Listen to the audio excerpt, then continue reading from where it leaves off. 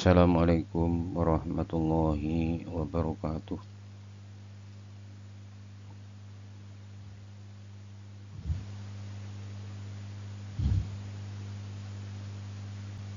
Selamat sore, salam sehat, salam prestasi.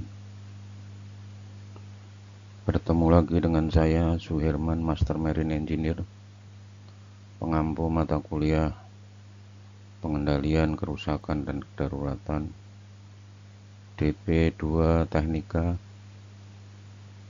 Balai Besar Pendidikan, Penyegaran, dan Peningkatan Ilmu Pelayaran, Jakarta.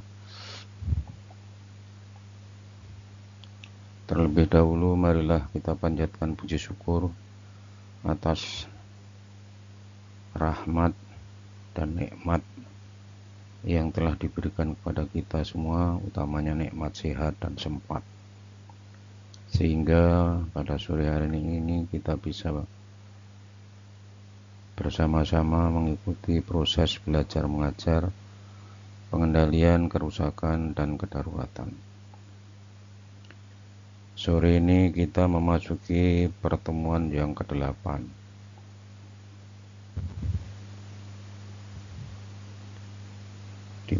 Di mana mulai pertemuan yang ke-5 adalah kita berbicara atau kita membahas tentang kedaruratan yang potensial terjadi di atas kapal.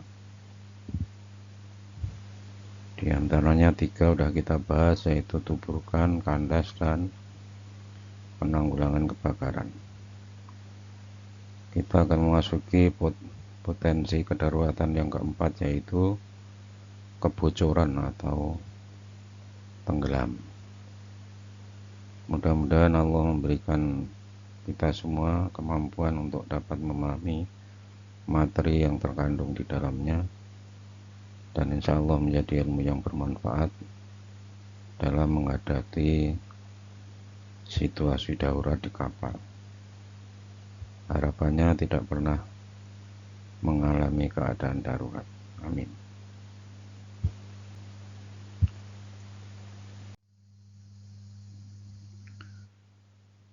Pengertian kebocoran kapal.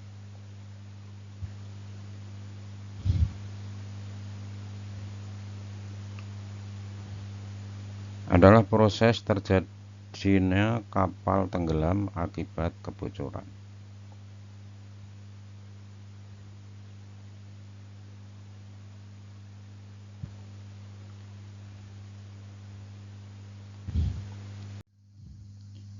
Kemudian penyebab kebocoran.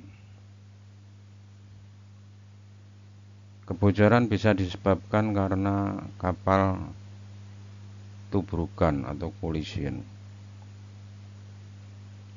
kapal kandas atau grounding, kemudian struktur kapal rusak. Yang keempat, karena ledakan atau kebakaran.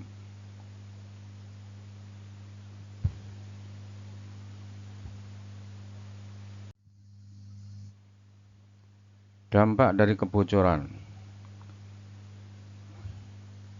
masuknya air ke kompartemen.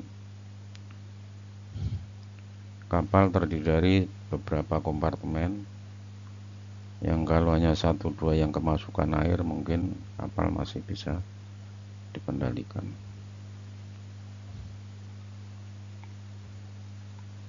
Tapi kalau udah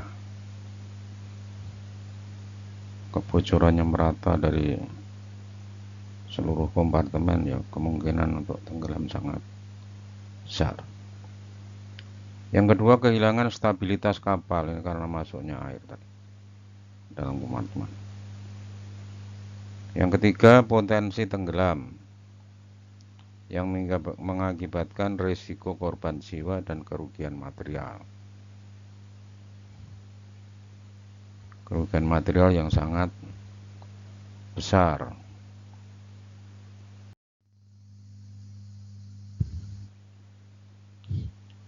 Kita kenali tanda-tanda awal dari kebocoran itu sendiri.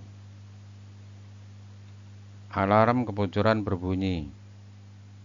Jadi di setiap kompartemen biasanya dipasangi alarm low level, high level.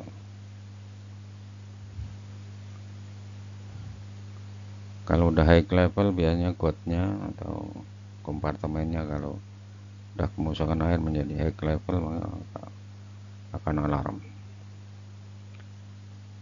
Pompa bilges bekerja terus-menerus.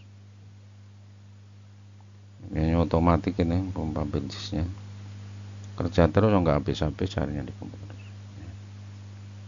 Kemudian terdapat genangan air di kamar mesin atau palka. Dan kapal mulai miring atau listing.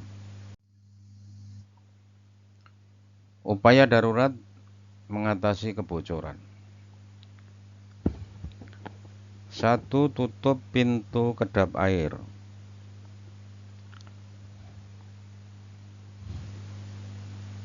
Karena itu pintu kedap air harus dirawat, utamanya silnya ya, silnya itu setiap tahun harus diperbarui. Gunakan pompa darurat, emergency, fire and balas pump. Lakukan shoring atau penyanggaan pada titik bocor.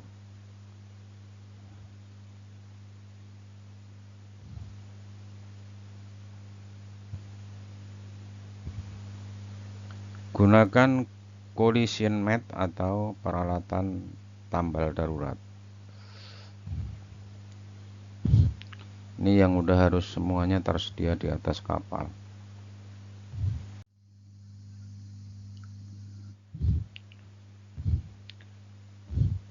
Damage control dan emergency response.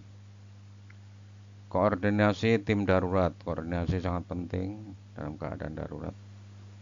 Antar tim, jadi koordinasi antar tim ya. Kemudian laporan ke anjungan atau ke nakoda. Penilaian kerusakan atau damage assessment ya. Penentuan evakuasi bila kapal tidak bisa diselamatkan.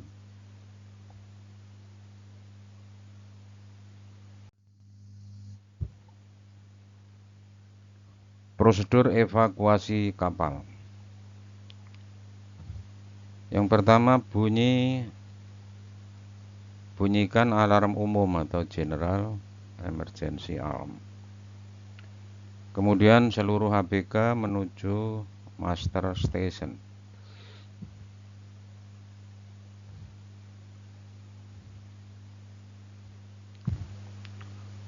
Penggunaan LSA atau life saving appliances ya, antara life jacket, lifeboat, life raft. Komunikasi dengan SAR.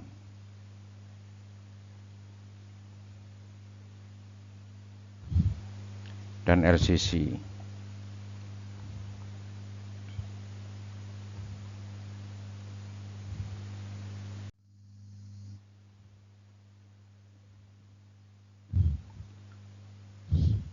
Ada contoh studi kasus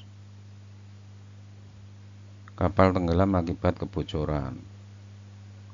Nanti dia didiskusikan pelajaran apa yang dapat diambil.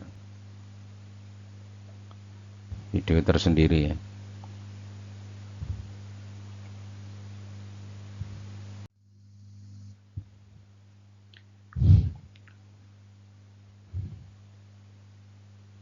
Sebagai penutup, ringkasan penyebab, dampak, pencegahan, dan penanganan kedaruratan. Pesan yang ingin disampaikan adalah latihan pengendalian kerusakan sama dengan kunci keselamatan kapal dan awak.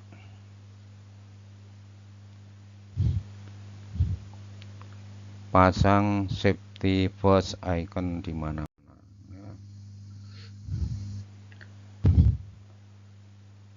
Satu ringkasan penyebab. Penyebab kapal tenggelam antara lain tabrakan, kandas, keretakan atau korosi pada lambung kapal, ledakan atau kebakaran yang merusak struktur kapal.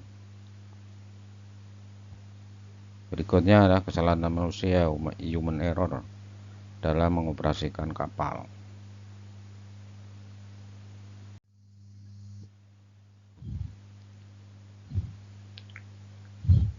Ringkasan dampak kapal tenggelam. Air masuk ke kompartemen atau water ingress. Kapal kehilangan stabilitas, listing, trim atau capsizing. Yang ketiga, risiko kapal tenggelam. Yang keempat, kerugian material yang sangat besar. Yang kelima adalah ancaman keselamatan jiwa seluruh awak kapal dan penumpang. Ringkasan pencegahan. Harus dilakukan perawatan lambung dan struktur kapal secara berkala. Maintenance and repair. Pengoperasian kapal sesuai prosedur keselamatan. Ada SOLAS, ada IMO, ya ada ASMCOD. Kemudian pengawasan rute dengan alat navigasi modern seperti radar, ECDIS, dan AIS. Perlu latihan rutin damage control dan prosedur darurat. Pemasangan water ingress alarm system.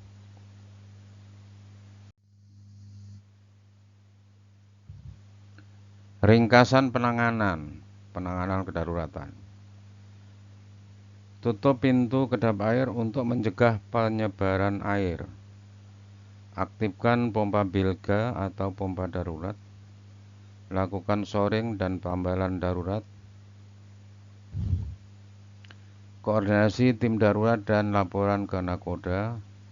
Jika tidak terkendali, lakukan evakuasi atau master station, lifeboat, life raft. Hubungi SAR atau RSCC untuk bantuan penyelamatan.